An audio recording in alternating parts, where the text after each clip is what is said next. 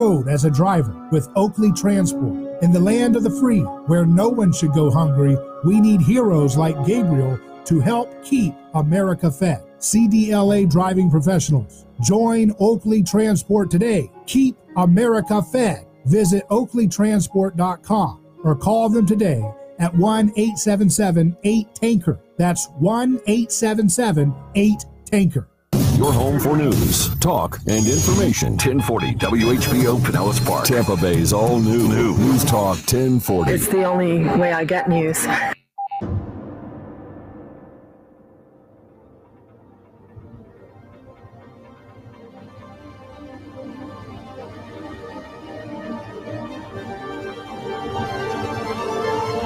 From the heart of Central Florida, you're listening to the most electrifying show in media, A Neighbor's Choice.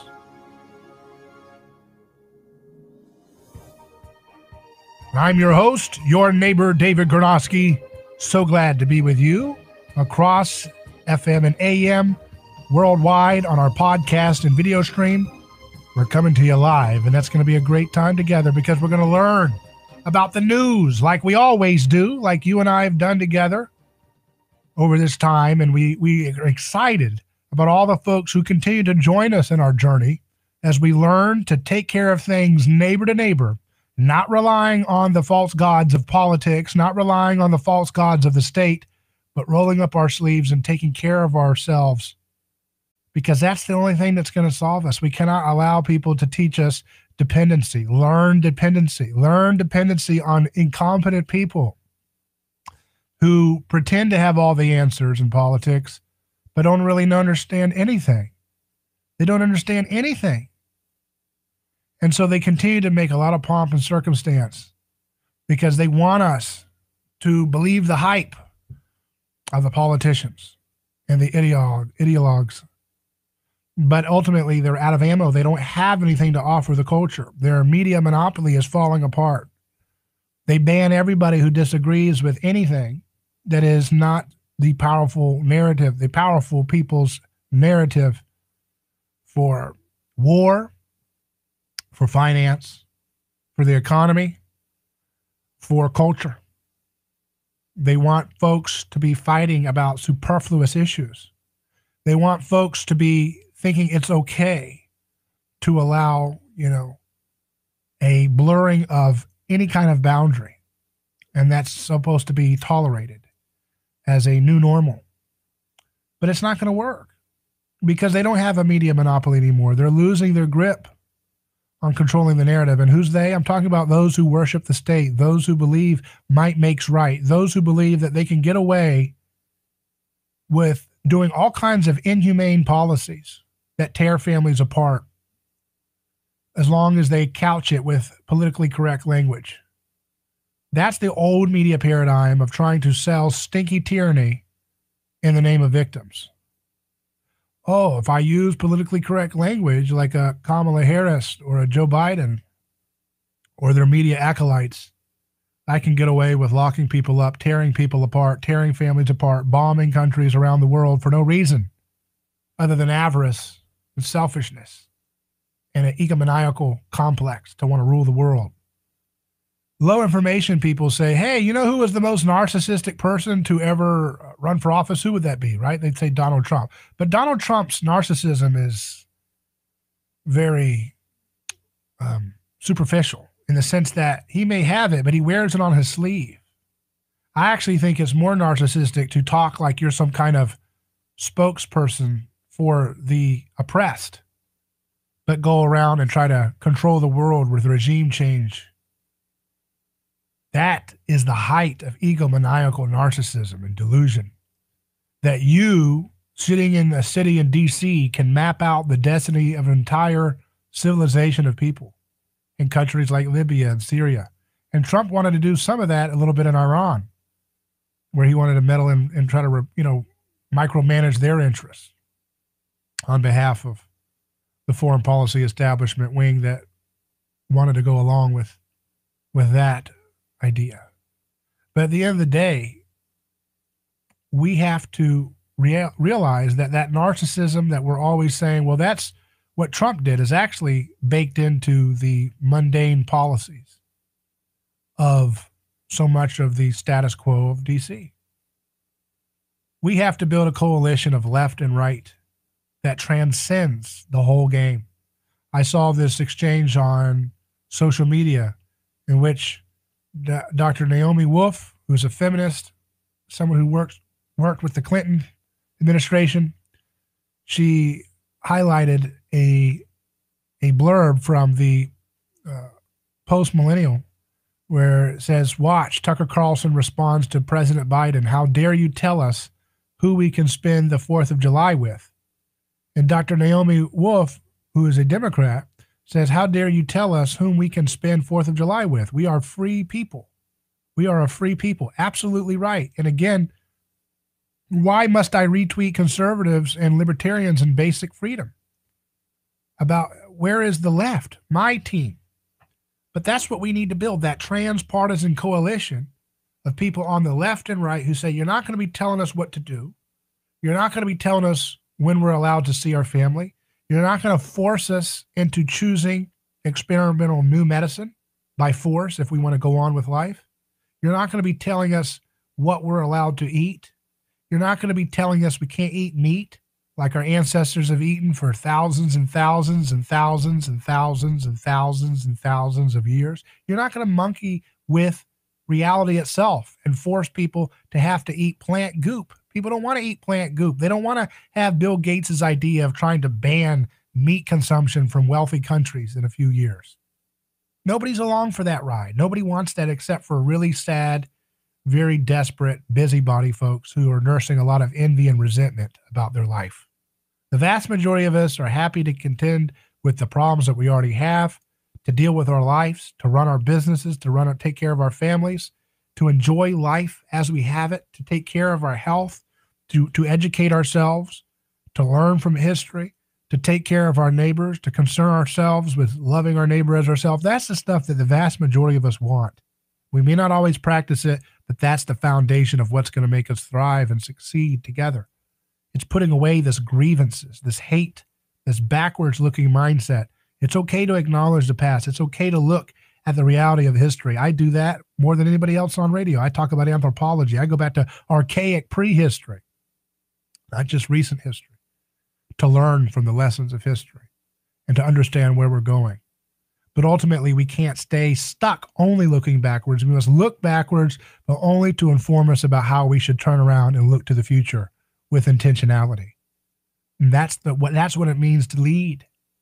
That's why conservatism continues to be a dead end for so many folks, because it's reacting. It's not leading. It's not providing a vision for the future that's fully informed with history. A lot of conservatives know a lot about history, but they don't really know how to apply it into a new vision for the future. And that's why we come to the picture with a fresh perspective on a neighbor's choice. That's what you've turned to. So we're going to get into the news today. We're going to look at stuff, but just look at that story there, just that little indication of Naomi Wolf and Tucker Carlson getting along on a basic principle about, hey, how can you tell us who we're going to spend 4th of July with? Why can't we build a coalition that transcends partisanship, that's culturally glued to the idea that personhood is the key to a healthy and sane society, that your personhood matters, that you're not a cog in some collective dream, that your neurons that you have in the body, the nerves that you have, when they feel pain, that's real. And the state does not have a right to tell you that you can't see your loved ones. They're trying to say, oh, now people can go hug now once they get their 2 doses of their experimental vaccines. You don't own people's ability to hug their children or their grandparents. The state does not own that. That's only a myth that persists in a state of idolatry, in a shrunken state of anti-humanity, in which you want to tell people, no, you can never hug your elderly grandparents until you take this experimental guinea pig new vaccine that no one's ever tried before. How stupid is this? Now, if you want to take that, that's fine, but don't let people bully you into thinking that you're not allowed to see your children. The state did not create your parents. The state did not create the hairs on your head. The state did not create the air that you breathe. The state did not create this earth. They didn't create any of it. So they don't have any ability to dictate to you what they'd have no ability and no sovereignty over. That's a fact. That's the reality. We have to tell the truth about reality. Because as long as we let a bunch of adult children who are stuck on hate and resentment and bitterness and blame games and envy, as long as we allow them to be the only voices talking in the public square, we will continue to devolve into mindless inanity, mindless, brutish, barbaric vulgarities. We don't have time for that. Our kids deserve better. Our neighborhoods deserve better. Our schools, our education deserve better. And our human bodies deserve better. We deserve the right to have our personhood back and to have a sacred protection for every individual person in the liberty and the property and the exchange of information and the speech expression and the self-defense that is our inherent gift from our Creator. And guess who's not our Creator? The swamp. They're not a creator. They just want to act like they are. We'll take a quick break and return live on A Neighbor's Choice. In the meantime, you can drop us a comment on our video stream, or you can email me, hello@aneighborschoice.com. I'm David Gronowski. Back in a moment.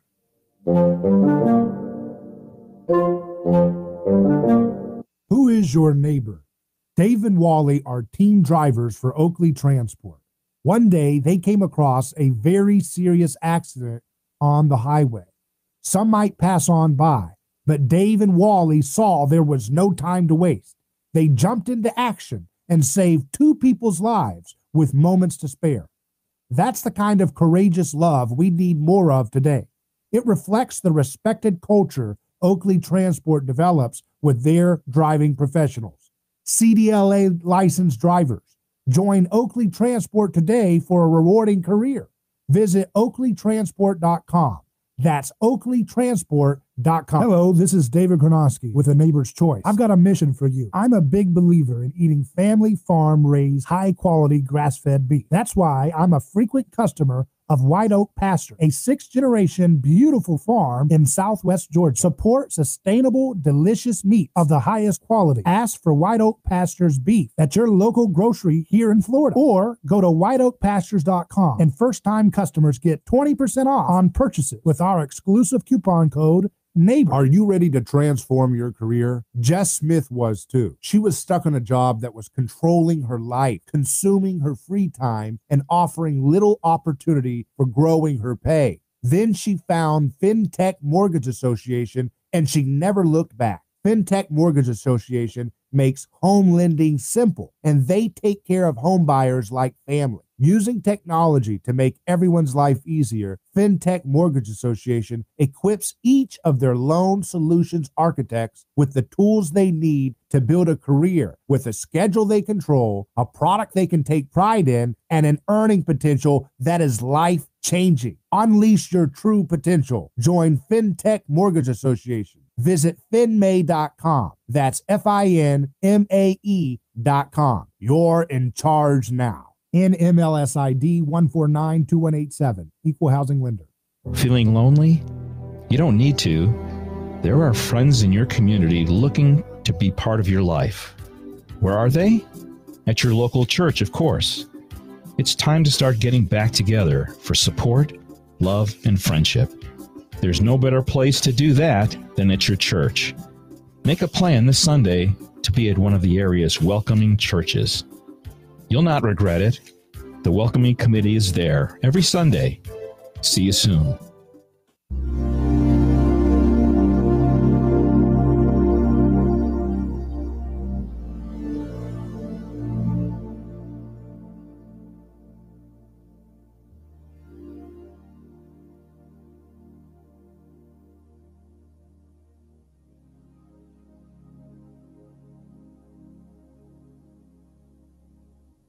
Neighbor's Choice returns as we listen to that beautiful music, thinking about what we have to be thankful for in this time when people are told that the only thing they have to do is be envious and to pick a tribe and then to create a collective identity which is subsumed by worship of the state and its would-be priests and gods that we see in the bureaucracies of it.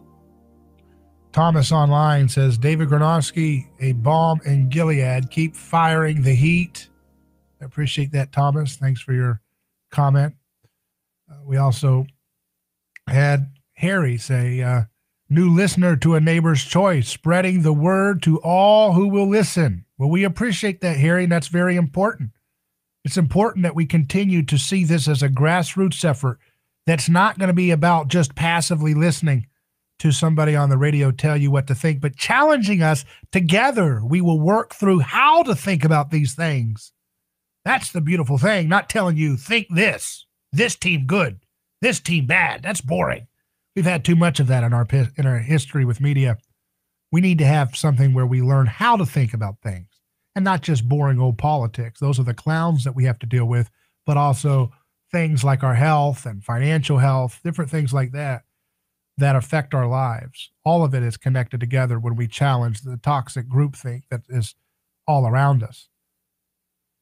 So let's look at some more stories and learn what we can learn. You know, one of the big things, of course, is that they're trying to get rid of Cuomo. Cuomo is a problem now, because somebody thinks he's past his due date in terms of his usefulness for the everlasting revolution in its desire to entrench the powerful in the name of protecting the victims of our society.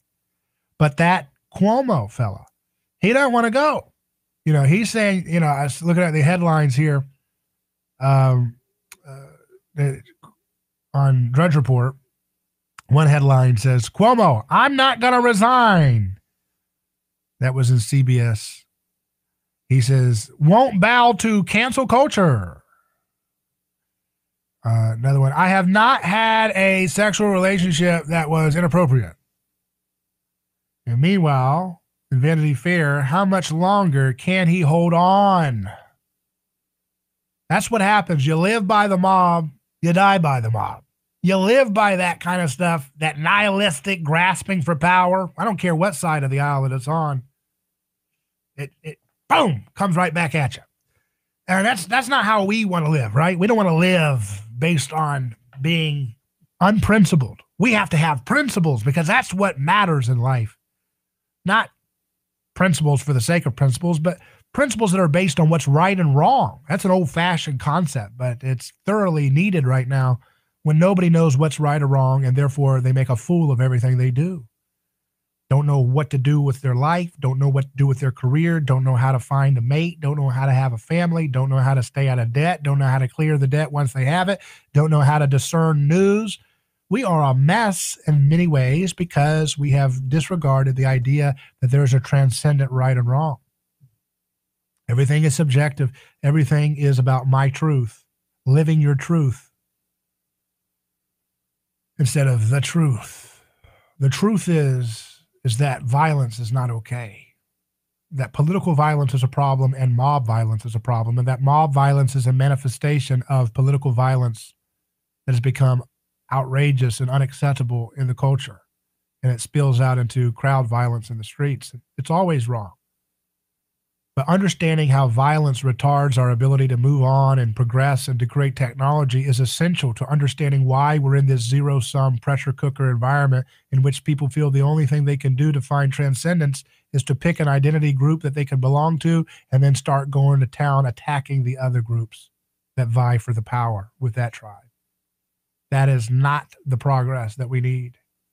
But we can only get there when we put skin in the game and create unlimited energy and create cures for diseases like cancer and don't do things that rely on old, outdated models of health.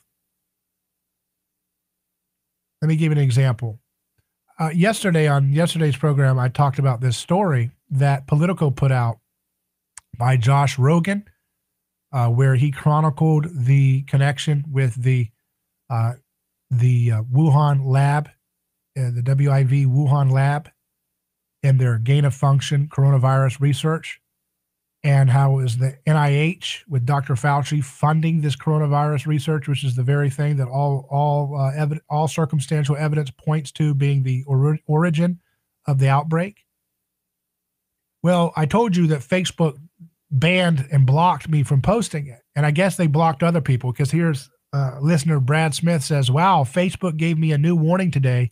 No one can see your post. And then they go on to explain how they really do love freedom of expression, but you can't share information that's been repeatedly debunked. No, this was not debunked once, let alone repeatedly. The article that you are not allowed to see on Facebook was published today on Politico.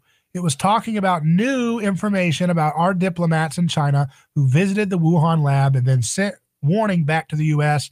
after the scientists working at the lab told them they didn't have enough trained staff to be running a level 4 containment lab. These people were in fact being paid by our NIH to work on bat coronavirus with spike proteins that attach to ACE2 sites. Warning from our diplomats in China went ignored. So he basically described the story that I read for you, because that was the same story in Politico that they blocked from my page. So I had this radio platform to read it nice and clear for you all, just to make sure that Facebook knows that they do not control information. They are part of the past. They are not part of the future when they continue to embrace such pathetic, immature approaches to information and speech and truth. But I'm here to say that Facebook, for once in this moment, acknowledged the error of their ways, and they reinstated the article. Isn't that wonderful that they decided not to be a fascist this time? Wonderful. So great to see that.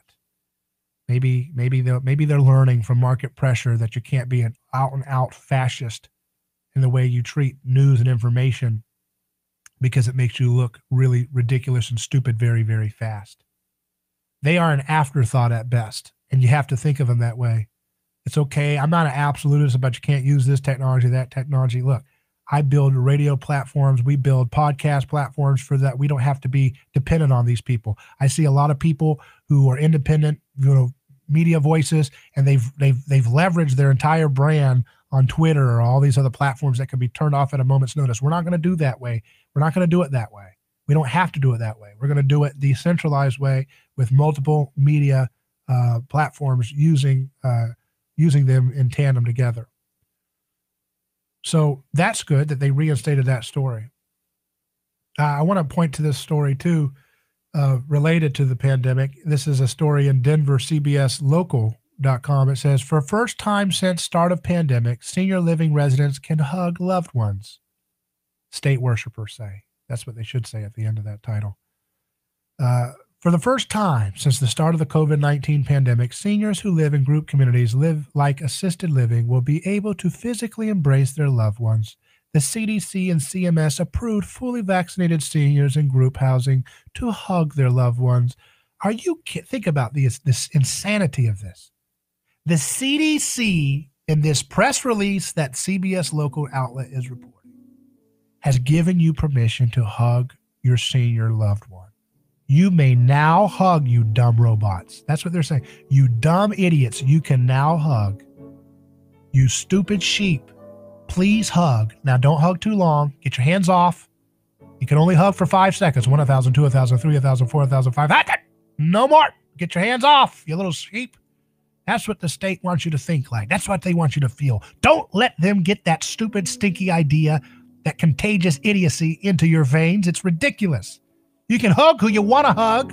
You can use the discernment that you know is right. Don't be stupid about it, but don't wait for some stupid CDC to tell you when you're allowed to hug your loved one. For God's sake, have some dignity for the love of all that's good and decent. They don't tell you when you can hug. And it's not about, you have to get some experimental drug that has no legal skin in the game to be able to hug your parent. Ridiculous, stupid slop, anti-science nonsense. Get that stuff out of your life. Free your mind from the group thing. Back in a moment. Politics these days are just that, politics. Pathetic discussions about things that don't matter, while the pandemic, crime, and economic disparity march on. That's why you need a balanced approach to news, business, and entertainment in the state of Florida. That publication is newstalkflorida.com. Whether it's the White House, the courthouse, or your neighbor's house, News Talk Florida has the sources, articles, video, and audio that will be a must daily check-in from your laptop or mobile device. Take a look at newstalkflorida.com. Today's news and entertainment with a Florida slant. Supply and demand with COVID-19 vaccines challenging some of the biggest states, California included. But as cases decline, the state is preparing to ease more restrictions next week. Here's ABC's Alex Stone. Just announced here that much of California will, beginning Sunday, be lowered into the state's red tier, meaning likely Monday morning, indoor dining can resume, movie theaters can reopen, indoor gyms will be allowed, theme parks can open again, all for the first time in many months, some in a year. All will have capacity rules, and then more counties are expected to be lowered into the red tier on Tuesday. In Minneapolis, the city council agreeing to a $27 million settlement in the death lawsuit filed by the family of George Floyd. Floyd died while in police custody last May. It's the biggest pretrial civil rights wrongful death settlement in U.S. history. This weekend also marks 1 year since the officer-involved shooting death of Breonna Taylor in Louisville, Kentucky. No officers were charged with her murder. Michelle Franzen, ABC News.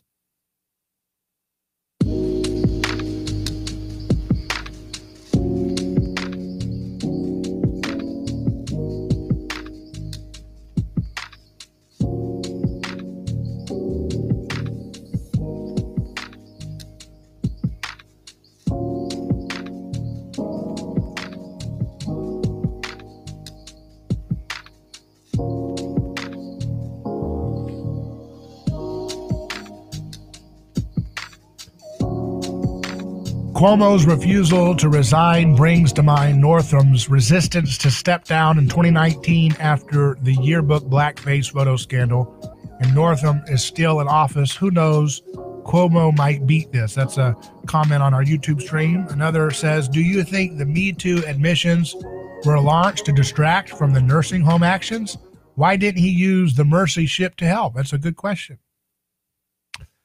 Because a lot of that, apparently, they didn't need as many, hospital beds as they were expecting. But maybe this is a distraction, or maybe it's just somebody got the memo and the DNC machine that said this guy is not going to be in my way if I need to take the helm in the 2024 deal. So we need to go ahead and just squash his little brand right now and send him out to pasture because he has served his use. He's not our style. I don't think being a little Italian, little tough guy, little brand like he tries to do really is fashionable with what, the DNC wants to do. So, he could declare himself, a different brand and, transition or something like that. Maybe he could reinvent himself, but where he's at right now, it's not quite fashionable to be Mr. Tough Guy, New Yorker. You know what I mean? That's just not really where they're going right now. You can be ruthless and vicious, but you need to have a certain aesthetic to do it right in the current moment of the DNC corporatists.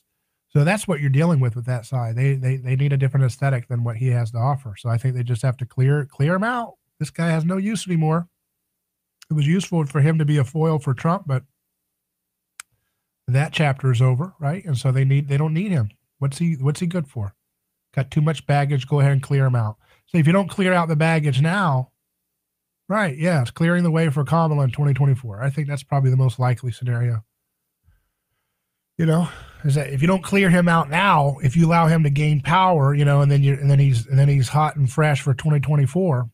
That just causes problems for the coronation they want to install with Hillary. They tried to do installation with Hillary and it didn't work. Made a mess of things. She's over there falling around on 9/11, falling on the ground, being thrown into the van. And then they get this guy and they're like, okay, this guy is not, we got to clear his stuff out, throw him out in the running real quick so we could just keep the narrative building where we want it to go. And they think Kamala is a really good brand ambassador, apparently. I don't think they realize how ineffective she is in terms of actually resonating with the people. She just didn't do anything in the primary. They didn't want to have anything to do with her. Very ineffective, despite glowing media coverage. Remember? I remember Tulsi Gabbard just took her out by just explaining one little sentence about her whole disgusting career of mass incarceration and laughing. Speaking of Biden, though, Jordan Schachtel, I guess is his name, Schachtel, I don't know. He said the whole speech is a joke, lying about mitigation policies and peddling pseudoscience. It's one big heap of nonsense. Every sentence a lie. Government is so entirely corrupt. They ruin millions of lives and don't care. They want to continue the power grab and don't give a blank about you. I'm on broadcast airwaves, so I'll be careful about some of the words that people use, but you get the picture that they don't want to have a diverse, nimble, free-thinking population. Those who have vested interest in keeping the state nice and big and intrusive in your life, and all the corporations and NGOs that benefit from that status quo, those folks don't want a nimble and free-thinking society. They want a compliant, tired, distracted, complacent, neutered society without vitality, without hope and dream and diversity and love, but just meager, empty nihilism as the oxygen of their lungs. But we don't have time for that. It's not going to work because truth is more powerful than their petty lies. So here's another story that, of course, is a big deal for the left. You see, they don't know what to do. The word religion means to bind together. The Latin root religio, to bind together. And as I've told you before, politics is rooted in religion, to be bound together, right? The ancient world didn't have a distinction between religion, society, and culture and politics. Those were all basically synonyms of the same basic deal. And so when you see the community of the left frantically looking to keep the scapegoating of Trump going with all their investigations, that's because they need a common scapegoat to be bound together. They need a religio, and the religio, what binds them together, the binding agency of their whole last 4 years or so has been what? The hatred of Donald Trump, aesthetically, ethically, whatever. They hate everything about his aesthetic. And without him as a foil to bind the community together, they will quickly devolve into scapegoating each other like you see going on with Cuomo, but it'll be even worse than that. It'll be a disaster. So they need to have a common scapegoat at all times. All communities who are mediated by sacrifice and scapegoating need that function. They need a psychological foil to channel all their hatred, attention, obsession, and adoration to. And don't ever mistake that. The left adores Trump. They adore Trump. They want to be Trump. The left wants to be Trump. They love Trump. They're obsessed with Trump. And he's gone, and they don't know what to do with their life right now. They blocked him from everything, and they're like a stalker. They blocked him. They're like, wait a second, I want to know what he's doing. They're just a mad, crazed lover of Trump. They want to be Trump. I don't have any, I don't share the same adoration that they have for Donald Trump. I don't have this all-consuming desire to, what's he going to do next? What's he going to do next? That's why they have all these investigations going on, because they can't get enough of them. So what you see right now, the CNBC headline says, former President Trump faces serious criminal civil investigations after White House, by Dan Mangan. Dan Mangan. Former President Donald Trump might have easily avoided conviction at his second impeachment trial, but he could find it a lot tougher to beat several serious criminal and civil probes that he's now facing. A conviction would be an unprecedented event in American history, as no ex-president has ever been charged with a crime, much less locked up for one. Trump faces pending criminal probes in New York City and Georgia, and also could have criminal exposure to allegations that he incited the January 6th Capitol riot in Washington, D.C. So they are waiting with bated breath because they don't know what to do without this guy. They need him to be their scapegoat constantly. They need him like the Grinch is needed to maintain Whoville. They need that guy like the demoniac in the story of the Bible, in which the city of the Gerasenes needed that demoniac over there in the tombs, acting wild and crazy and, ooh, a scary guy. at least we're not that guy. We're together because we're not him. They need that. They can't function without that. And they've tried to whip up this war on terror domestic deal as a kind of sequel for their obsessive adoration of Trump. But it's just not got the same singular personal focus that a personality like Trump provided for them. And so they have to do all these little third world banana republic style persecution witch hunts for him. I'm not saying he didn't do whatever they're looking at, but the point is, why is it that the one guy who doesn't start a new war is the one guy who gets criminal investigations once he leaves office? Isn't that interesting? Just think about it. Just use a little bit of common sense for a second here with me.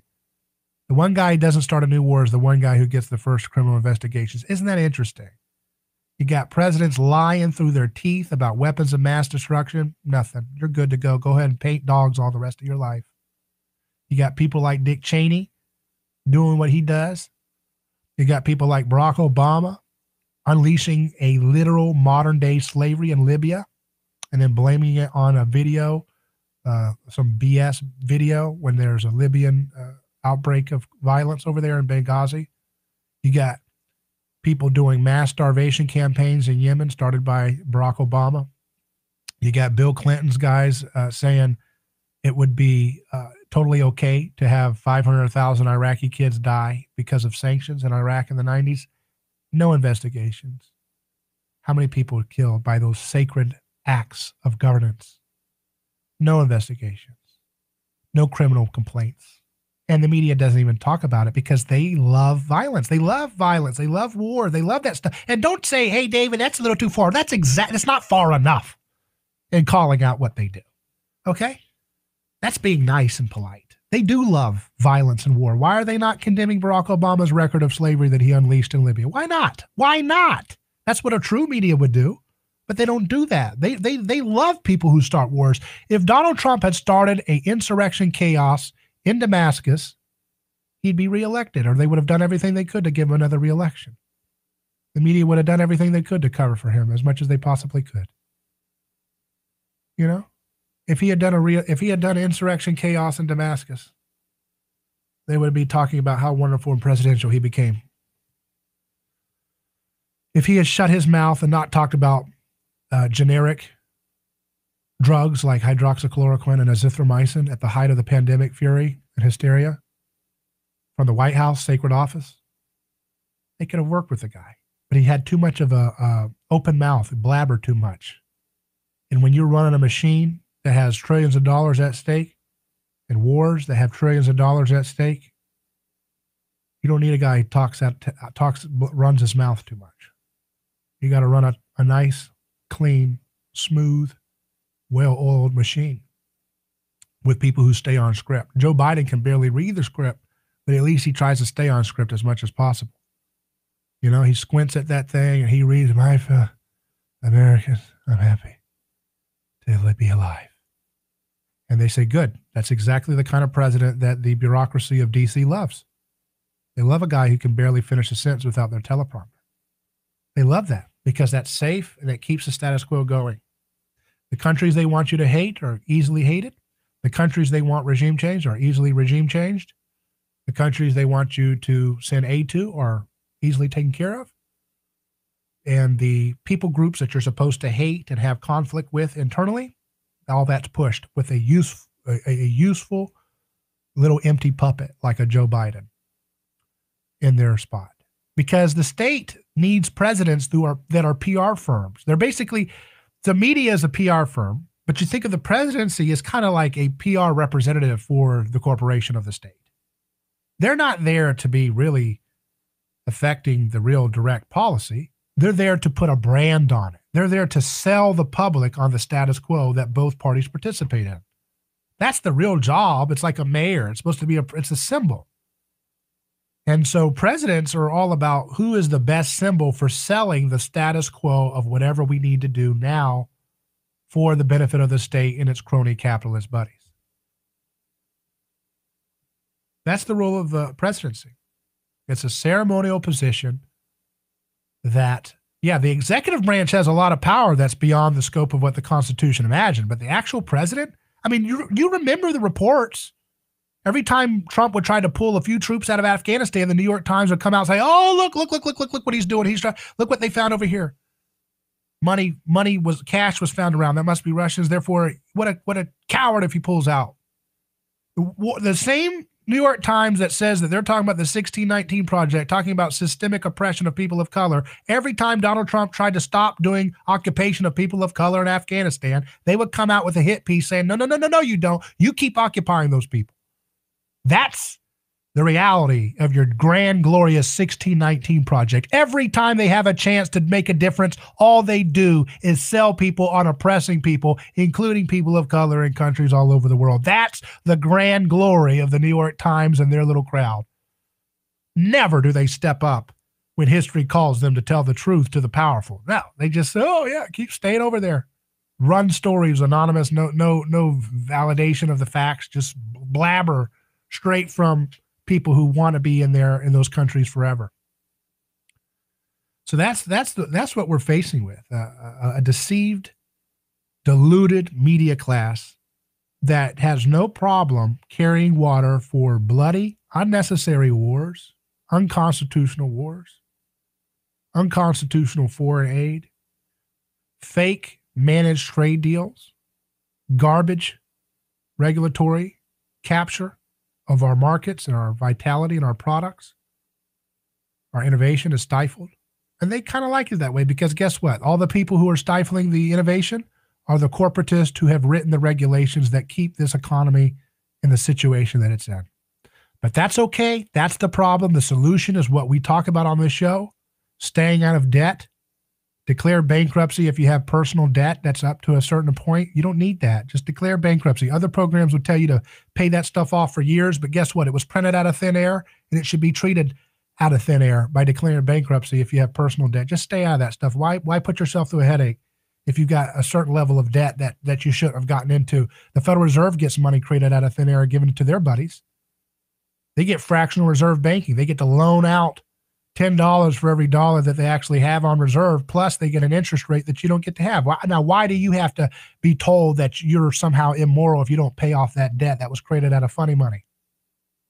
So I have a big problem with people who tell you have to pay it. Now, there's a certain discipline that you can learn through paying off debt, but I think up to a certain point, it's absolutely ridiculous to expect people to have to pay off funny money loans that were created out of thin air, based on an unconstitutional usurpation of the constitutional law that we have, that only Congress shall coin the money, not a Federal Reserve private quasi-government agency. We'll take a break and return after this short time of messages.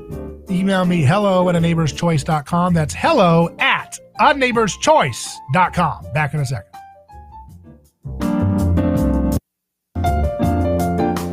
David Gronowski here. Let me tell you about a man named Gabriel. Every day, Gabriel puts on his boots and drives across America to make sure our store shelves stay stocked with the food people count on. See, Gabriel served our country overseas.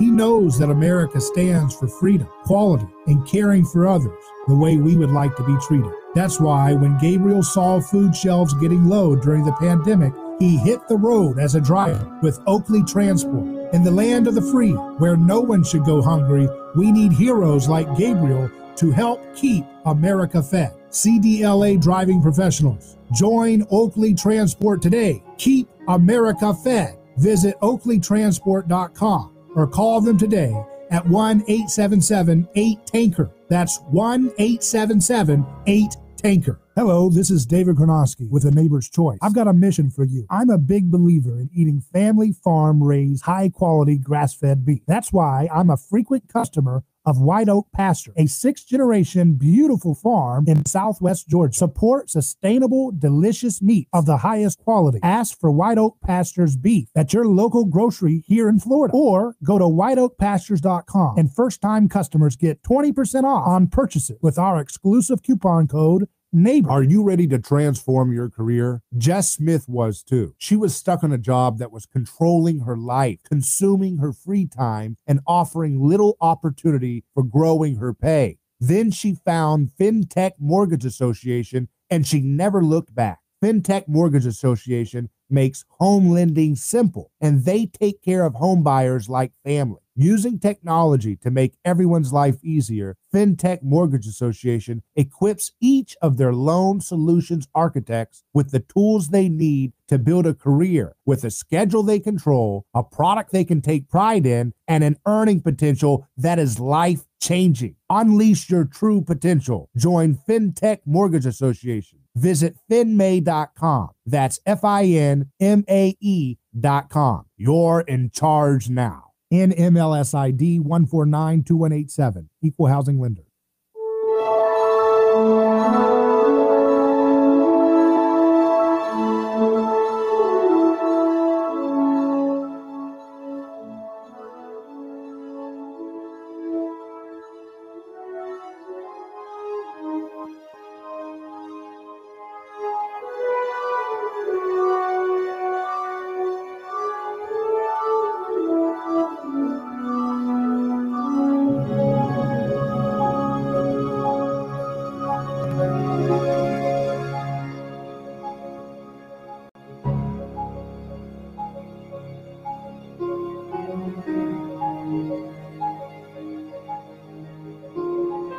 Welcome back to A Neighbor's Choice. I'm your host, David Gornoski, and we're doing the news together on this Friday, looking at the headlines and making sense of this wild world we live in, looking for good stuff and positive stuff and real stuff, negative stuff. All of it is so important.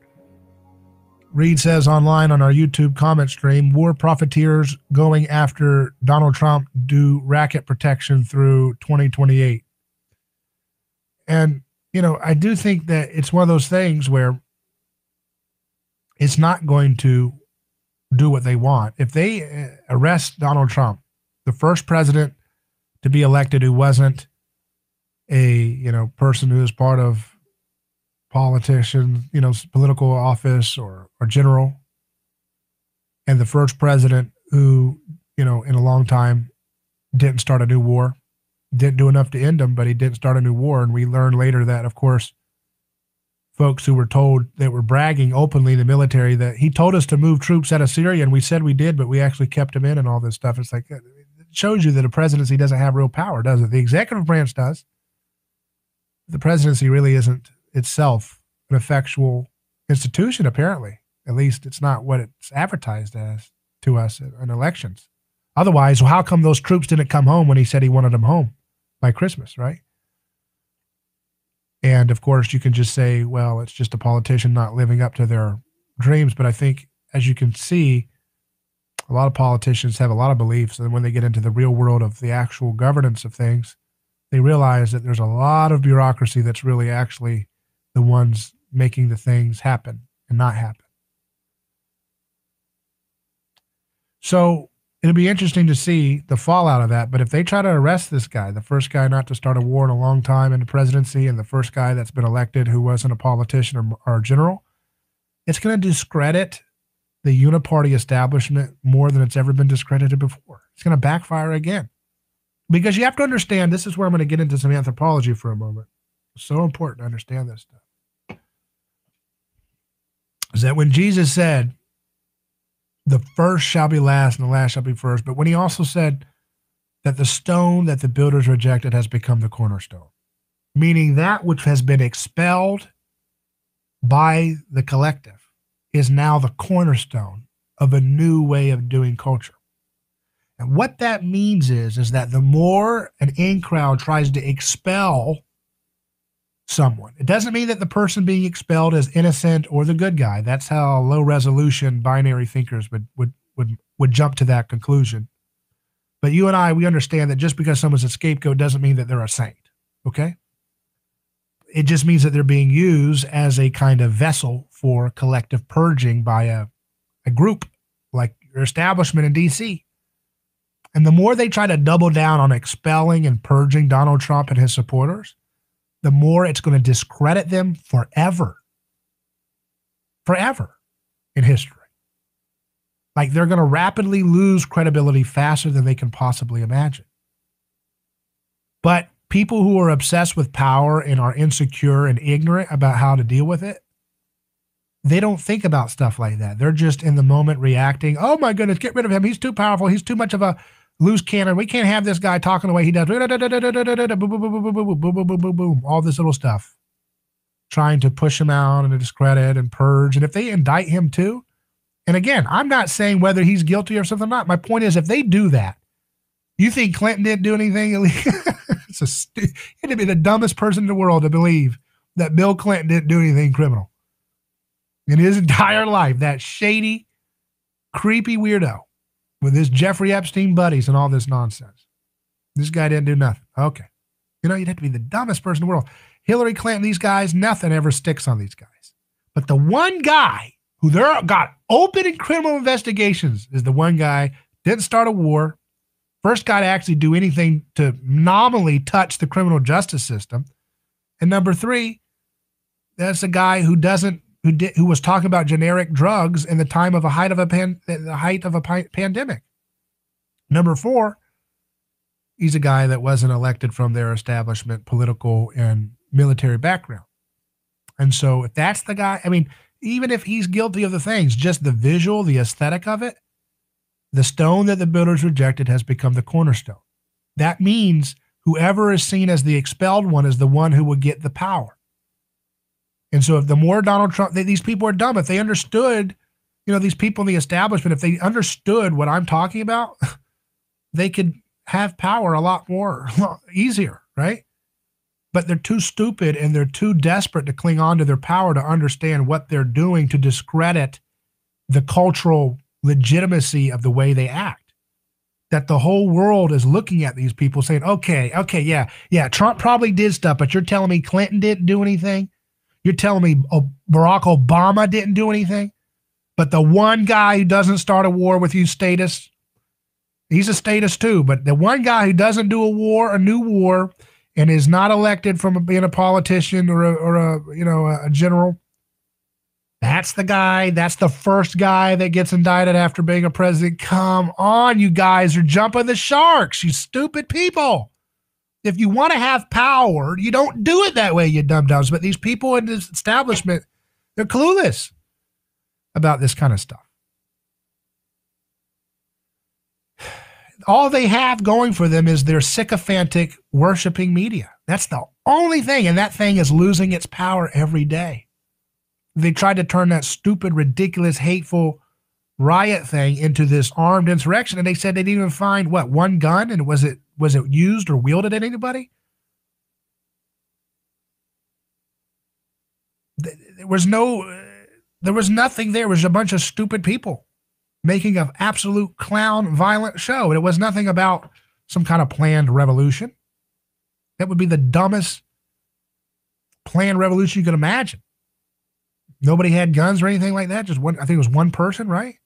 And they want, the media goes overtime trying to sell you that this is a big, giant, planned, coordinated attack that Trump was trying to take over the government. I mean, it's just, they had to have some kind of narrative that they could create to try to justify the fact that he was literally Hitler the entire time, when all he did was literally basically the same thing as every other status quo politician did, but he did it with vulgarity. He did it with a different way of talking, which destroyed the whole magic trick of their whole thing being so sacred and decorous and all this stuff, right?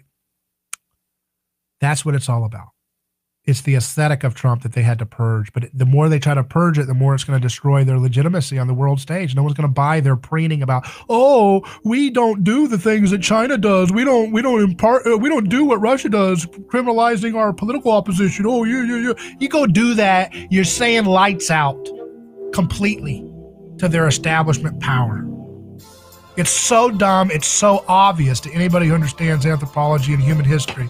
It's amazing that not a single person can understand this in the establishment and act accordingly. But of course, they just keep doubling down on trying to scapegoat and purge people who they're scared of, and that's not going to solve any problems. It's just going to make them lose more and more cultural legitimacy. What a joke. It's embarrassing to watch people flounder around and do such stupid stuff. But the sad thing is what it does to retard our ability to progress and move on and to protect the oppressed, take care of those who are vulnerable and poor, and feed the hungry. That's what we should be doing. Email me, hello@aneighborschoice.com. I'm David Gornosky. We'll be back in just a moment. But for now, Godspeed. your home for news, talk, and information. 1040 WHBO Pinellas Park, Tampa Bay's all new News Talk 1040. It's the only way I get news. From ABC News, I'm Michelle Franzen. In Arizona, sounds of hugs for one grandmother and her granddaughter. First time in a year after she got her vaccination. President Biden says that's the end goal for all Americans. He set two target dates, May 1st for all Americans to be eligible to receive a vaccine, and July 4th as a symbolic start for Americans to show independence from this virus. At the White House today, in a ceremony celebrating his $1.9 trillion rescue package, Biden says Americans will also get some financial relief in the coming weeks. Think of the millions of people going to sleep at night staring at the ceiling thinking, my God, what am I going to do tomorrow? I've lost my health care, don't have a job. Unemployment runs out. I'm behind on my mortgage.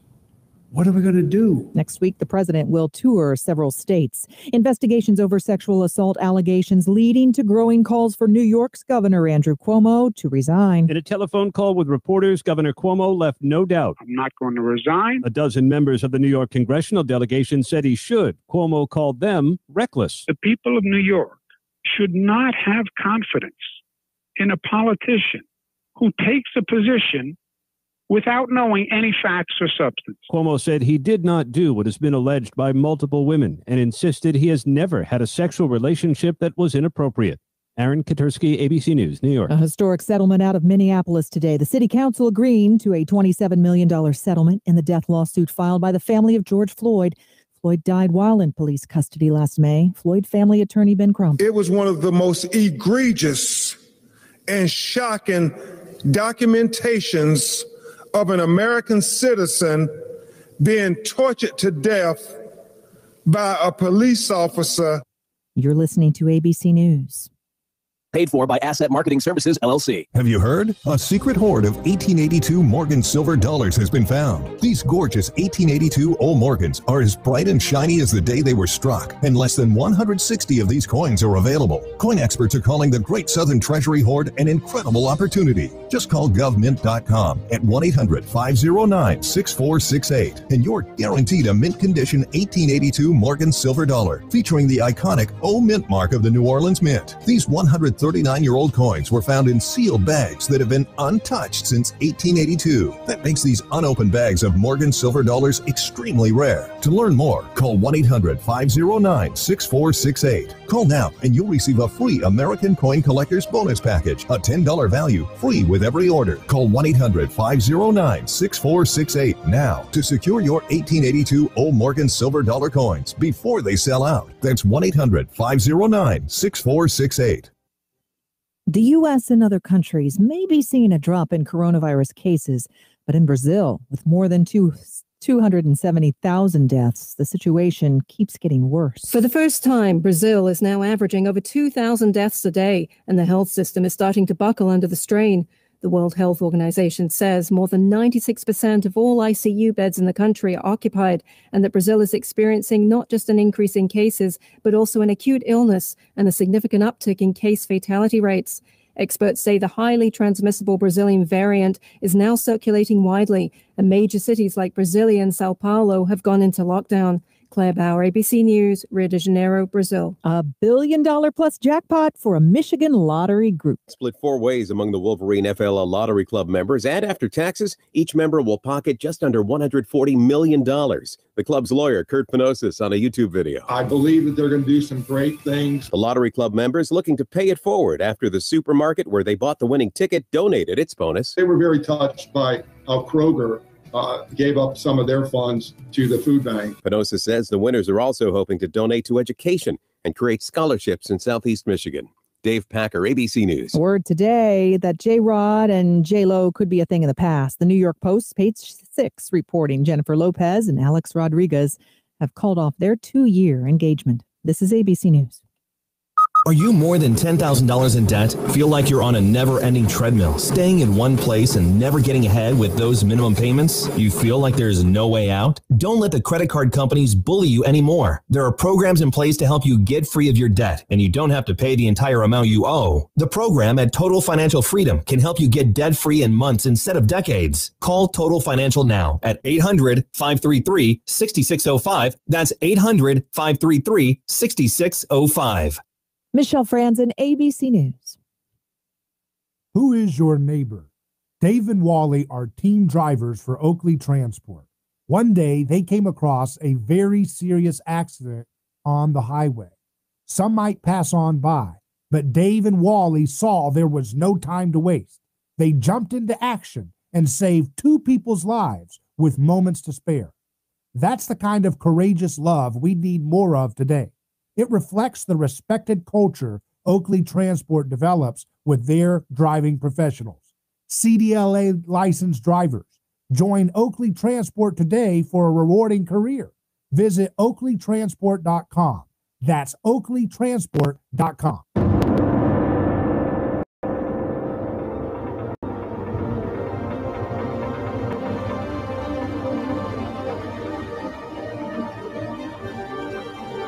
From the heart of Central Florida, you're listening to the most electrifying show in media. On Neighbor's Choice.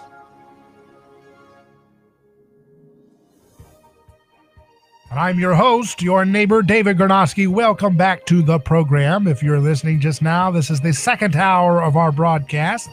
If you miss any episode, make sure you make your page on neighborschoice.com. That's neighborschoice.com.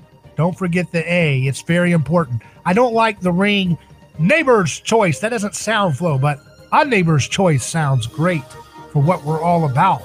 It's your choice to make every day. The way you live, the way you think, the way you take care of your family, the way you take care of your body. That's what we are here to explore. A holistic approach.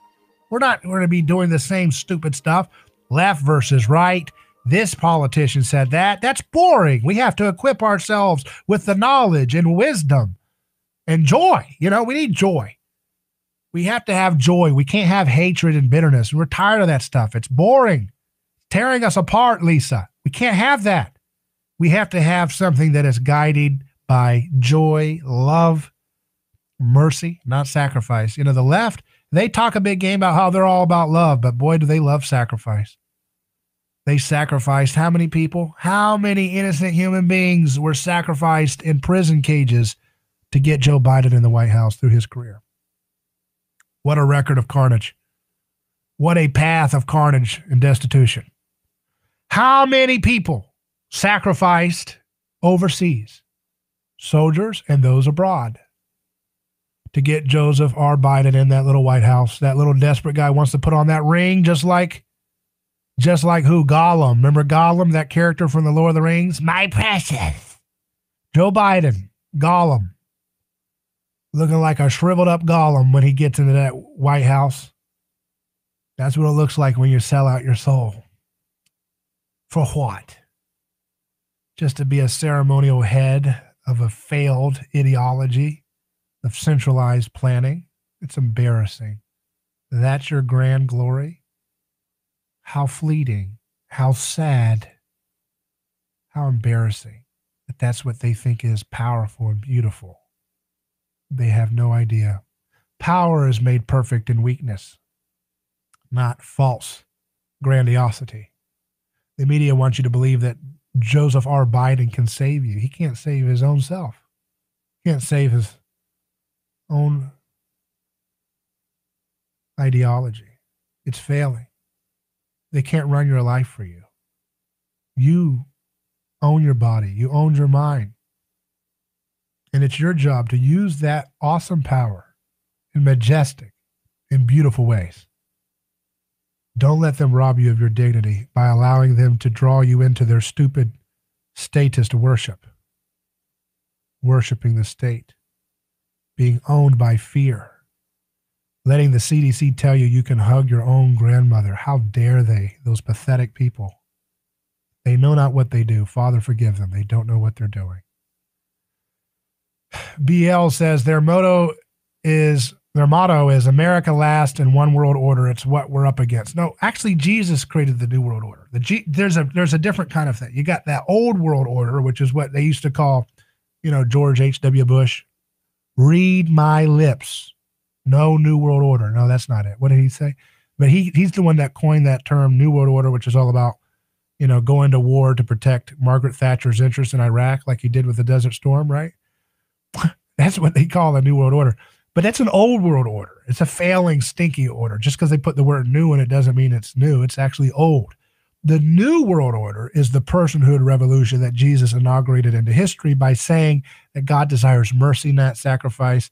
Father, forgive them, for they know not what they do. He says, do not resist evil with violence. And that includes vices and victimless choices, nonviolent choices that we make. Father, forgive them. They don't know what they're doing.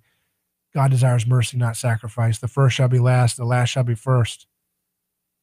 All these different things that he embodies in his life are this radical new world that's emerging in history with you and I participating in it, in which things will be made right in history. Justice will happen, but not the way we think of justice.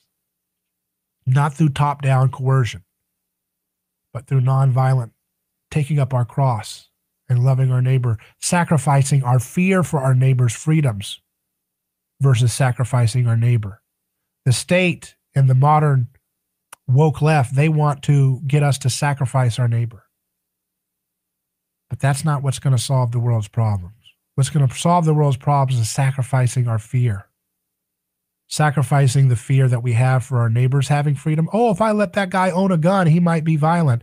Or, oh, if I let that person do a vice or a drug or something, they might be violent. We always have to preemptively use violence because we're afraid of what our neighbors will do if we allow them to have their God-given freedom, even to sin.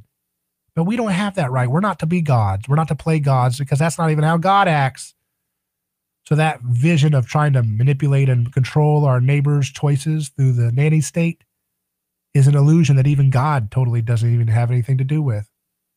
God respects our free will. Why can't we respect the free will of our neighbors? God doesn't tell us that we have to get an experimental drug to hug our parents. He says, honor your husband, your father and mother, not hug them once you get an experimental drug with no legal skin in the game. Give me a break. The stupidity that we accept because we're told that's what we have to accept. You don't have to accept nothing. You accept the gift that God gave you, your freedom, and you treat people the way you want to be treated. That's all you got to do. Love your neighbor as yourself. You can't love God if you don't know how to love your neighbor. Loving your neighbor is how you love God. It's all the same. And yet, what do? We can't even love ourselves. We're told by the CDC when we can hug grandma. How dare they, those sad people? They don't know what they're doing. Father, forgive them. The Atlantic has a story. America without God, as religious faith has declined, ideological intensity has risen. Will the quest for secular redemption through politics doom the American idea? Oh, yeah, I guess. The United States has long been a holdout among Western democracies, uniquely and perhaps even suspiciously devout. Ooh, suspiciously devout. Why are we suspicious? Why are you so suspiciously devout? What are you trying to do? Being devout? You're supposed to be devout to the state, in other words, right? Is that what they're saying? From 1937 to 1998, church membership remained relatively constant, hovering at about 70%. Then something happened. Over the past 2 decades, that number has dropped to less than 50%, the sharpest recorded decline in American history. Meanwhile, the nones, the atheists, the agnostics, and those claiming no religion have grown rapidly today and represent a quarter of the population.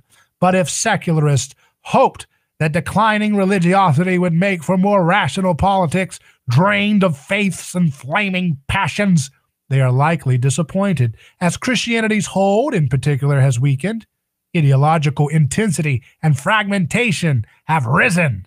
American faith, it turns out, is as fervent as ever. It's just that what was once religious belief has now been channeled into political belief. Political debates over what America is supposed to mean have taken on the character of theological disputations. This is what religion without religion looks like. No, that's what if you've been listening to A Neighbor's Choice, you know exactly what we're talking about here. This article is trying to grasp in the dark of something that we've been illuminating for a while now, haven't we? Religion and politics are the same. It was Christianity that created the idea of a called seculum, a secular space. That was a Christian concept, that you could have politics in a space that wasn't overtly laced with metaphysical claims. But religion is about sacrifice. It's about, you can read Durkheim. This idea of a binding agency that you have to bind together, this social structure that you create. That's what's going on with religion. And these folks are saying, oh yeah, we have fervent religiosity in politics. That's replacing religion. No, that is religion. That's the old time religion. Christianity was something new that allowed us to treat our neighbors, at least somewhat, with presumption of innocence and protection for their personal dignity, not allowing them to be fodder for the mob's passions. That was somewhat a kind of monkey wrench into the status quo of sacrificing our neighbor here and there and everywhere as some kind of fodder for the collective good. But as Christianity has been fashionably discarded, at least metaphysically, we continue to cling to that old-time religion, the origin that I've told you before. Politics in the state is a vestige of old sacrificial religion that Christianity came in and battled against in history. And you can tell me, oh, but yeah, the church was co-opted by the state. So what? We know that.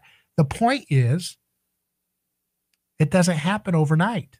Have you seen how slow and stubborn human beings are to change their patterns of behavior? How about on an individual level? Very hard to change, even a diet, even a lifestyle change like smoking. How much more so is it harder to change the very thing that made human beings what they were, which is our prerogative to sacrifice one for the greater good? That's a deeply difficult thing to change. It doesn't change overnight. Christianity didn't promise to change it overnight. It promised to give us the choice to change it if we wanted to, but so far we've been slow to move towards that choice.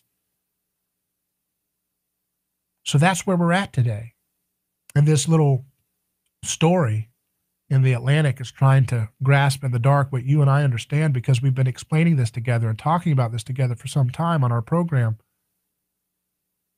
Not so long ago, the article says, I could comfort American audience with a contrast. Whereas in the Middle East, politics is war by other means, and sometimes is literal war. Politics in America was less existentially fraught. During the Arab Spring in countries like Egypt and Tunisia, debates weren't about healthcare or taxes. They were with sometimes frightening intensity about foundational questions. What does it mean to be a nation? What is the purpose of the state? What is the role of religion in public life? American politics in the Obama years had its moments of ferment, the Tea Party and tan suits, but was still relatively boring because it's all about rhetoric. It's all about eloquence. See, if you have eloquence, if you have Barack Obama giving rhetoric and eloquence that makes it feel like the state is this noble thing doing wonderful little benevolent stuff for everybody, then that's your PR spokesperson at the top of the state enterprise, then people will be lulled into complacency. But once you put a vulgar casino mogul in that position, it ruins it, because now you can see the vulgarity of the whole thing. And then you see the establishment bureaucracy clamor and stammer and try their hardest to purge this guy out of their sacred office. But the damage has been done to the aesthetic of the state being this sacred aura. And that's what's going on right now. And they just, these people are grasping for answers, but we know where this goes. Is that rhetoric and eloquence, like Barack Obama uses, is kind of like a mythic frame that covers up the violence of the ordinary wars and bailouts and confiscation of wealth and labor that is happening on a daily basis because of the permanent, bureaucratic micromanaging of the state and its crony corporate allies.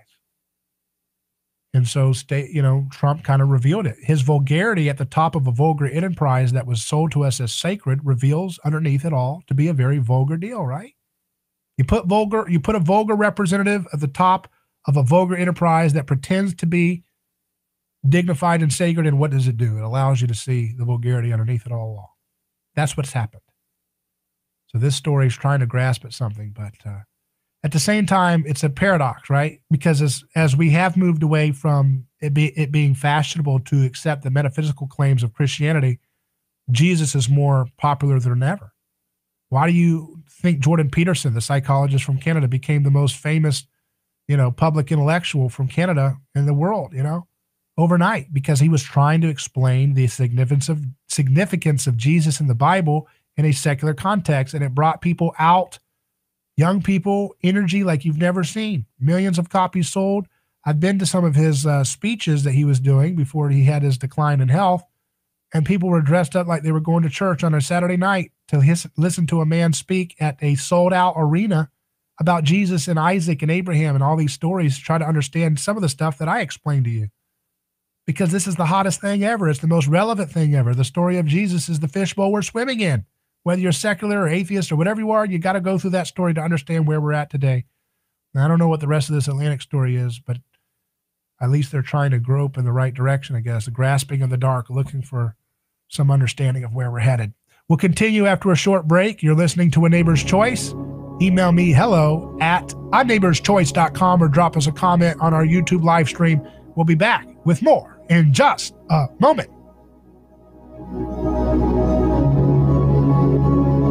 Hello, this is David Gronowski with A Neighbor's Choice. I've got a mission for you. I'm a big believer in eating family farm-raised, high-quality, grass-fed beef. That's why I'm a frequent customer of White Oak Pasture, a 6th-generation beautiful farm in Southwest Georgia. Support sustainable, delicious meat of the highest quality. Ask for White Oak Pasture's beef at your local grocery here in Florida, or go to whiteoakpastures.com, and first-time customers get 20% off on purchases with our exclusive coupon code NEIGHBOR. Are you ready to transform your career? Jess Smith was too. She was stuck in a job that was controlling her life, consuming her free time, and offering little opportunity for growing her pay. Then she found FinTech Mortgage Association, and she never looked back. FinTech Mortgage Association makes home lending simple, and they take care of home buyers like family. Using technology to make everyone's life easier, FinTech Mortgage Association equips each of their loan solutions architects with the tools they need to build a career with a schedule they control, a product they can take pride in, and an earning potential that is life-changing. Unleash your true potential. Join FinTech Mortgage Association. Visit finmay.com. That's FINMAE.com.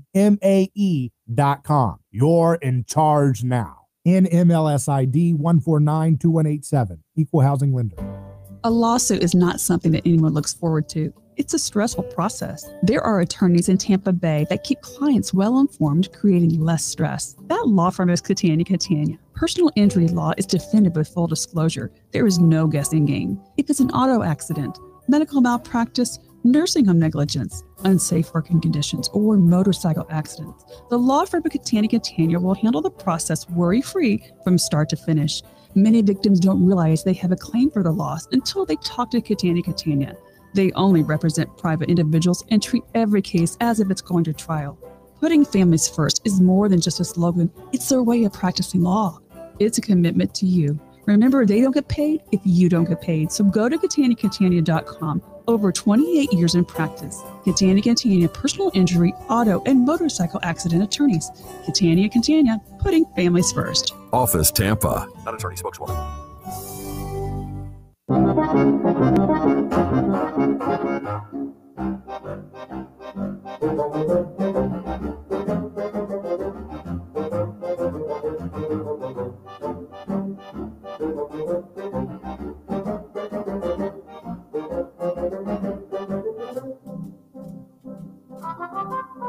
Here is the U.S. Department of Defense, defense.gov, with a press release issued yesterday.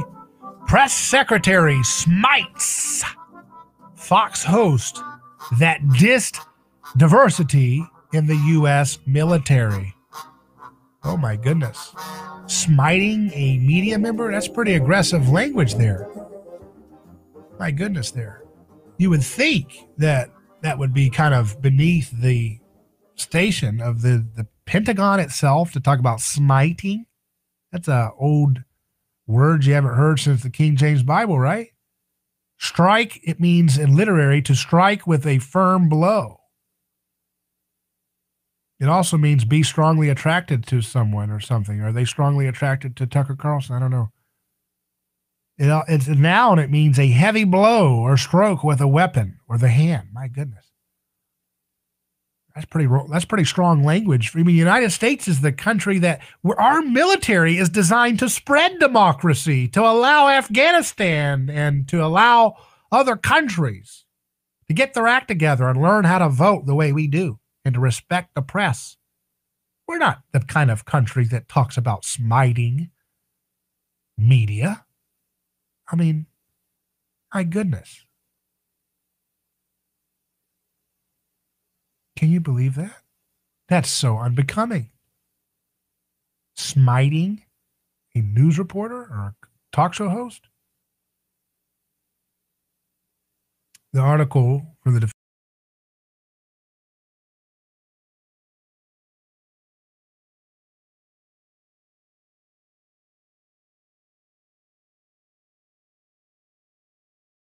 Defense Post used his show to denigrate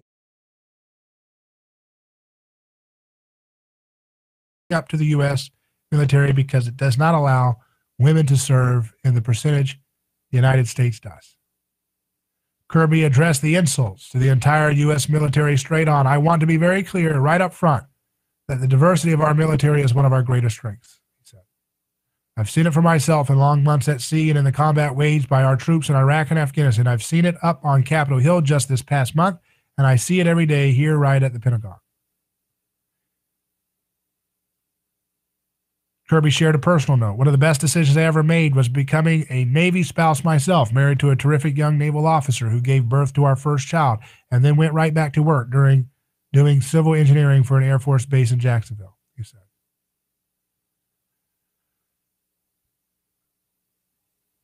Kirby reiterated Secretary of Defense Lloyd J. Austin III's assertion that the American military works best when it represents all the American people.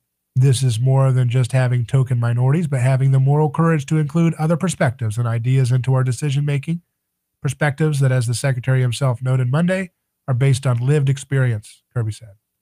It's that experience and the professionalism and commitment of our people that has always been our decisive advantage. No job in the military is barred to women, the press secretary noted. They fly jets, they fight in infantry squads, they drive tanks, they command warships, and soon to lead combatant commands. President Joe Biden has nominated Air Force General Jacqueline Van Ovos to command the U.S. Transportation Command and Army Lieutenant General Laura Richardson to command the U.S. Southern Command. To be sure, we still have a lot of work to do to make our military more inclusive, more respectful of everyone, especially women, Kirby said. There's a lack of women at our senior ranks, Kirby said. We pledge to do better, and we will, he said. What we absolutely won't do is take personnel advice from a talk show host or the Chinese military. Maybe those folks feel like they have something to prove. That's on them. We know we're the greatest military in the world today, and even for all the things we need to improve, we know exactly why that's so. So that's interesting to see the Pentagon come out and go right after someone in the media like that. Huh. And you don't usually see the military so politicized like it's become lately, with the troops stationed in the Capitol and staying there still, and the talk of trying to purge anybody who likes Trump out of the Guard or whatever. I mean, they're turning this thing, and they've got the critical theory books that are radical postmodern. It's not even radical. It's just reactionary, postmodern, Foucault and stuff like that. And that's supposed to be mandatory, like foundational reading and sensitivity training in the military. This is a politicization of the military with fringe French postmodern theories. When the heck did that become the foundation of the military? And so they felt the need to come out and lecture a member of the press and to make a big PR event out of someone questioning. And from what I understand, and I haven't seen his comments, so I can't comment completely on whatever he said, but, I look at the story and it's talking about, you got to have people with maternity suits, flying these planes. I kind of agree with that. Why do we have to have people who are pregnant being the ones who put their lives on the line, on the first lines of defense? Have we not heard anything about history that we're supposed to protect women and children, pregnant women?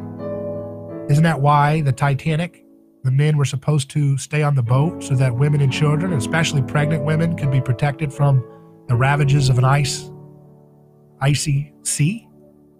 Is that totally ridiculous? Or are we arrogant, delusional people to think that there's no wisdom in that? We'll take a quick break and return in just a moment.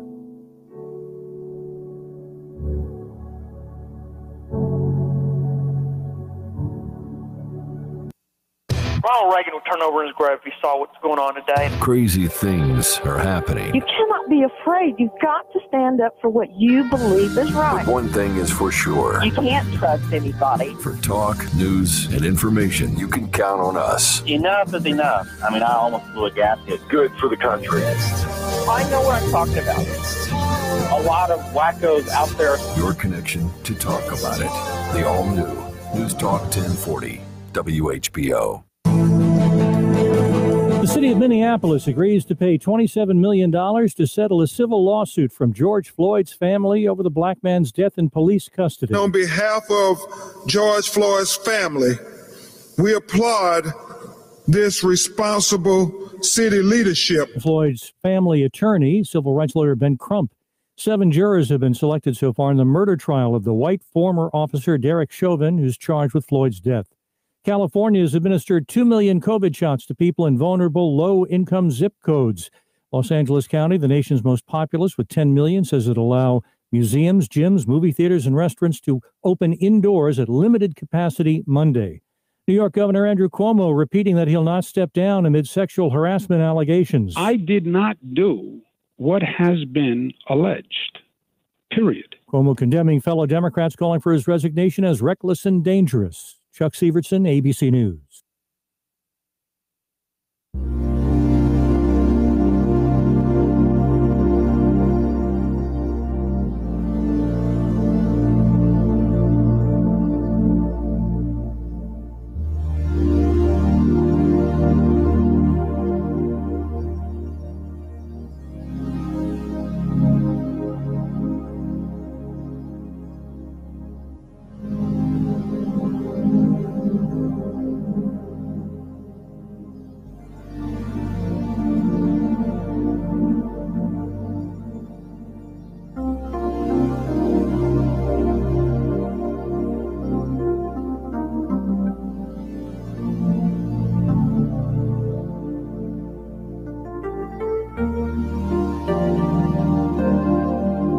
Hello, David Gronowski here. You're listening to A Neighbor's Choice. We're live on radio, podcast, video stream, and our website, anneighborschoice.com. You don't want to miss a single piece of content that we put out there every day. I'm so glad to have all those people listening to us all over the globe. This is a beautiful story about humanity that we're all about enacting and embodying in our life. And the story of the emancipation of the human person in society and the maturation of the human species by moving away from the false lie of might makes right and sacrifice of one for the greater good, and pushing the focus of humanity towards the respect for every human person, not to be used as fodder for collective designs. Patricia online says the Bible lectures Dr. Peterson did are fire. She's referring to Jordan Peterson, the psychologist. You can find on my YouTube channel, just search for David Gronowski and Jordan Peterson, and you'll see my exchange I had with him the day of his book release for his first book, 12 Rules for Life. And it's a fun discussion, very interesting stuff to see the parallels of what we've been doing in our own distinct work. Patricia also says they even made military men walk around in high heels to gain compassion for females. Is that true? My goodness, I didn't even know that. That's pretty outrageous. And so Tucker Carlson is not allowed to criticize that kind of stuff? You got the whole military coming out with official press release saying smite the guy who doesn't want military men walking around in high heels to gain compassion for the female. What is this? This is all based on French postmodern theory. I mean, don't let these people want to play these word games where it's like, okay, we are defining the rules now. The only way you can be compassionate about women is if you accept the dumb ideas of a failed old white European named Michael Foucault. Foucault. So if you want to be compassionate to women, I guess the Pentagon's trying to say basically you need to embrace the ideas of a French postmodernist like Michel Foucault in order to be a proud, valiant defender of women. Who the heck do these people think they are? What has gone on in D.C.? It's been going on for a long time, apparently. This stuff didn't just pop up in the last couple of years, has it? Foucault. If you want to be a part of the Pentagon, what they're saying is you need to subscribe, because go read the books. I'm not making a jump here. This is literally where they get these ideas from. The French postmodernist, Foucault. This is an academic theory, critical theory, postmodern, whatever you want to call it, that is the foundation of the books in the sensitivity training that's being in vogue in the Pentagon. So they want to do this manipulation as a bully tactic. If you don't agree with Foucault's view of how women should be dealt, like how you should treat women, some postmodern guy or Derrida or Herbert Marcuse or whatever these people that are the inspiration, the foundations for these ideas in these critical theory books that have become popular. If you're not on board with that, then you should be called that you are smite. You're going to be smitten. What's the words? You're going to be smote. What is it? Smitten? Are they smitten with Tucker? What's going on over there? Foucault runs the Pentagon's view of women now? What the heck is this stuff? This is what we spend $1 trillion a year in a foreign policy for? And we're not allowed to talk about it? We're just supposed to say, okay, Foucault, you run the show. Okay, go ahead. Go ahead. Put pregnant women in the front lines of combat. That's a really, really good idea, huh? What a disrespect. They're not going to tell us what we can't say. Who the hell do these people think they are? Oh, Foucault is the guy that's going to tell us that we have to allow pregnant women or whatever to be on the front lines of combat. These people are not going to control reality. They have failed ideologies. The whole world's laughing at Foucault fanboys. Can't even say fanboys anymore. Fan persons. Fan they, whatever. What is it? Fan they or fan them or whatever? You can't say boy, can't say girl, can't say he, she, they, zim, zer, zim, zer, whatever. Words that you can't even pronounce with your freaking mouth. You have to say, that's what you have to say. This is nonsense. This is Wacky Wednesday from Dr. Seuss come to life. Can't even reference Wacky Wednesday anymore on live radio without that being a scandal, for God's sake. This is a serious country to be that way? That's a serious country. Can't even reference Wacky Wednesday anymore. Used to be an innocuous thing to talk about.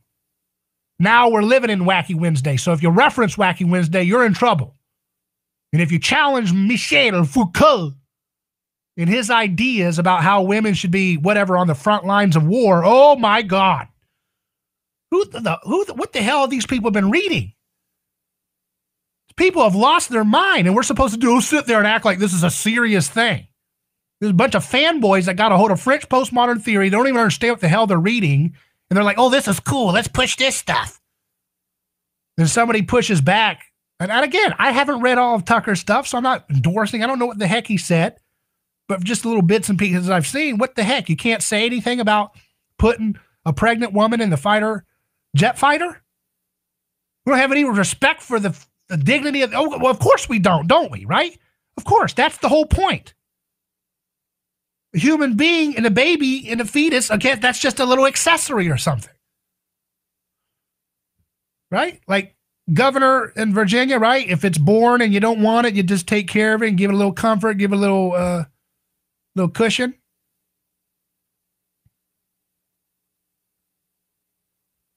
Foucault, huh?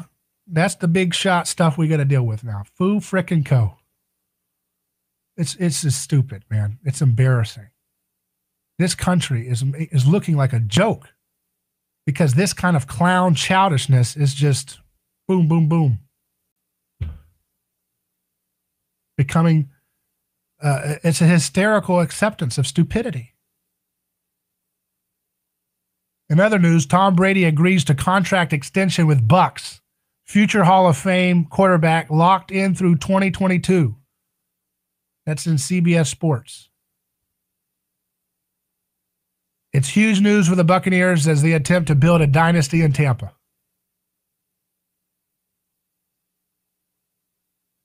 You know, that's about the only thing you can talk about that has some semblance of sanity left. It's basic merit. But even that, you know, they got to try to turn it into a political thing if the man wins a football game. That's a political thing. It's privilege. Anything that is politically advantageous to hate is a privilege. We all have privilege. We have the privilege of the Homo sapien species. And I'm tired of these people talking about Neanderthals all the time. There's real people that have Neanderthal blood in them, and they've got features that make them look with the classic tropes of what a Neanderthal is supposed to look like. With a big, you know, forehead, the flat, whatever. And they get treated like less than. They get treated like a mockery, that somehow Neanderthal is synonymous with less than human, less than capable, less than surviving, less than dominant. You want to talk about systemic privilege? That's systemic privilege, that the Homo sapiens can't acknowledge the humanity and the decency and the dignity of the Neanderthals. And then you had the media, Marco Rubio tried to make a point about it, you know, trying to make funny or whatever. And the media said, oh, you can't talk about Neanderthals nicely. It's like, what the heck are you talking about? You're telling me there's a time limit on the concerns for empathy that we can have for oppressed people who have been subjugated out of existence? Neanderthals were literally consumed out of existence. And there's a time limit to how much we can care. Like if it happened 20,000 years ago, we can't care. If they're being used as a term of mockery today, of course we can care. Who the heck do these people think? These Foucault bigots who read one book in undergraduate class at a university, they think, oh yeah, you cannot talk about Neanderthals in a positive way. They can be mocked. Who said, you stupid stooge? These people that get their moral cues from the Jeffrey Epstein and Hollywood and Harvey Weinstein and all these little silly folks on The View and all these little media outlets, Bill Clinton, all these are the people that give us our moral foundations. Oh, you can mock Neanderthals. Yeah, okay. By what standard? By what standard should we not care about the dreams and the feelings and the neurons of the Neanderthals as they were gobbled up and assaulted by Homo sapiens, and to this day are used as a term of mockery?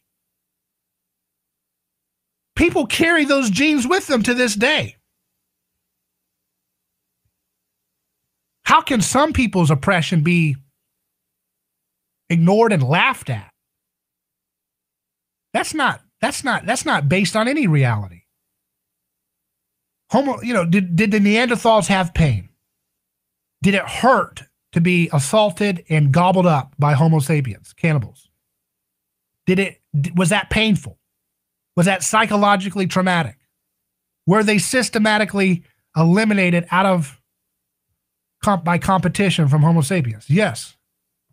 Should we mock people who carry on their genetics? No, you shouldn't, because you have no standard to have this arbitrary, bigotry. Oppression is wrong. And mocking people based on stuff that they can't help is wrong. But can we expect moral coherency from a society that has lost its mind collectively? I think we can. I think the vast majority of us are not buying into this nonsense. And from the experiences I see from the folks who engage and talk to me, I think a lot of you understand that as well. But people are afraid because when you're dealing with a stupefied crowd, it's intimidating. Because a maddened mob doesn't know what it's doing. And it's a dangerous thing. And when pop culture looks and looks and looks more and more and more like a maddened, stupefied crowd, it is a dangerous environment. for a lot of people to speak truth, but you have to.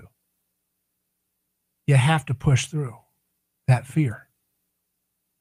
Jesus saved a woman from a crowd that was maddened and stupefied by self-righteousness. They wanted to cancel her very existence because she had violated the taboo of adultery. And he didn't look at him straight in the eyes. He deflected his eyes, because if you look at him straight in the eyes, the crowd's going to say, hey, you're a bad person. You're a scandal, Jesus. You're scandalous. Just like today, if I defend anybody who's being canceled or scapegoated, they'll say, what does that mean? Do you like Dr. Seuss's problematic passages? No, it just means I'm not a stupid child who's a bigot and wants to cancel things that are from another time that have a different aesthetic than what I believe. But they wanted to cancel Jesus' life. They wanted to cancel, well, first they wanted to cancel the woman's life. And he didn't play their game. He didn't say, you shall not do that. If he had done that, they would have thrown stones at him too, and he would have lost his life there. But that would have destroyed his mission that he was trying to do, trying to save the woman's life. So he looks down and he doodles in the sand. And that allows the tension of the mob to deflect and diffuse a little bit, because he's not staring them down with that, come and get it, come and challenge what I'm saying. I'm saying no, you're saying yes to stoning. So he takes them on by averting his gaze, deflecting the tension, and he says, who's going to cast the first stone? That's the question he's getting people to ask. Let he who is without sin cast the first stone, which is a statement that makes them ask the question, well, who's it going to be? He doesn't even ask them a question. He gets them to think about asking a question to themselves. Who's going to be the first one to cast a stone? And we have to do this every day with a crowd that's lost its mind in mainstream culture. It's not mainstream. It's sad, dying, old stream. But we have to be able to go into that crowd and say, he who is without sin cast the first stone on the Neanderthal. Let he who is without sin cast the first stone on the people of the Neanderthals. You think it's okay to mock them? Cast the first stone. You think it's okay to mock people who are not politically fashionable? Because, well, think about the folks in Libya. They didn't have political capital. That's why the media allowed them to be subject to revolutionary violent coup. Think about the people in Yemen. They didn't have political capital in D.C. That's why the media and Mark Zuckerberg and all these folks allowed politicians to incite political violence against them with a blockade that starved so many innocents. Think about the people in Syria. It's not their fault. They have a dictator that's running the show that our government used to like, and now they don't. John Kerry was dining with them, having what? Fish sticks with his wife, with Heinz ketchup, with Assad, and then one day he's an enemy. Just like with Gaddafi, one day he's their buddy. McCain and Hillary love him. The next minute they're taking him out. What moral foundation is that, foreign policy? Looks more like a mafia movie to me. I don't see any moral foundation there. Consistency. But that mentality of cheapening some people's life for some kind of Machiavellian power has no place in a civilization. We know better than that. We know that we don't treat people that way. And it doesn't matter if the media tells us that it's okay. It's never okay. You don't cast a stone at someone. You don't excite your problems by projecting them onto the back of your neighbor. You just don't do it. We know that in our hearts. It's not something, I'm not asking for a bizarre acceptance. We know that we are taught by our elders, who the CDC says you can hug if you get that experimental vaccine with no legal skin in the game. But no, go ahead and hug them whenever you need to. If they're cool with that and you're cool with it and it's the right thing to do and they're in a healthy spot and you're healthy, it's okay. You don't have to ask the government for permission to hug your parent. Honor your father and mother. But we are told by this media that we can cheapen life if it means sticking with the fashions of the time. But we can't. And we are told by our parents and our elders and our grandparents that just because everybody else is doing something doesn't mean you have to do it too. Just because CNN and ABC and NBC and Politico and New York Times and Washington Post, just because they say it's okay that Barack Obama pillaged the country of Libya and pillaged the country of Syria and pillaged Yemen, and now he gets to do a little slick podcast video show with Bruce Springsteen, and it's supposed to be all cool that he didn't do a carnage record all over the world. Just because they say it's okay doesn't mean it's so. Right is right, wrong is wrong. We know that. That's what we're raised with. That's the American way. That's the best of America, and we will continue to preserve that message as long as you and I keep talking and acting it out as much as we possibly can. I'm David Gornosky. We'll take a break and return with our final segment of today in just a moment.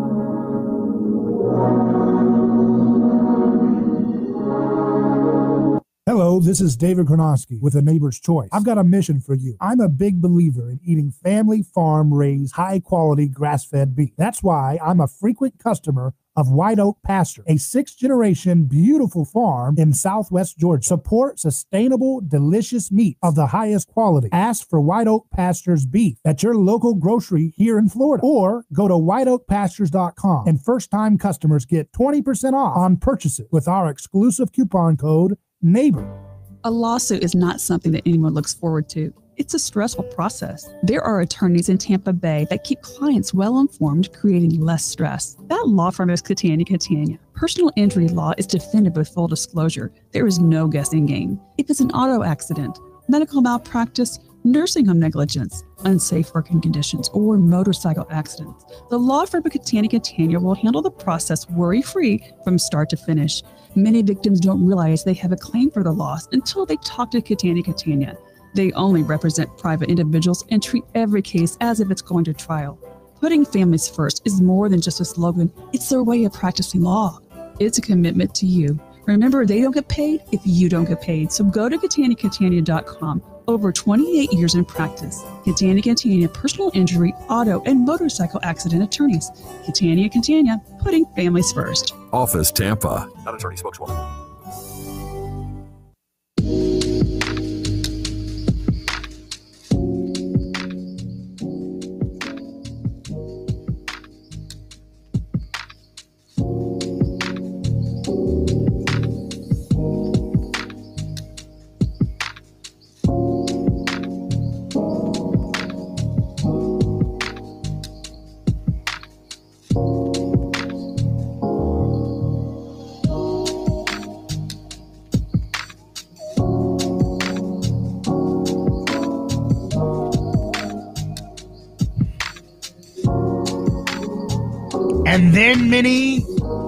And then shall many be offended, and shall betray one another, and shall hate one another. Matthew 24:10, King James Version. That's from Reed, a commenter on our YouTube stream that you can join. Just search for David Gornosky and subscribe on YouTube or Facebook or wherever you want.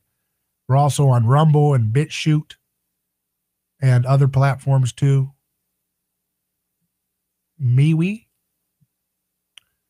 But that, hate one another. That's what we're at, because we used to be bound together by sacrifice, but now Jesus broke the sacrificial unity of the old world, and we're now learning to try to crawl and walk and go on with getting along with one another without the lie of false accusation and sacrifice and preemptive violence.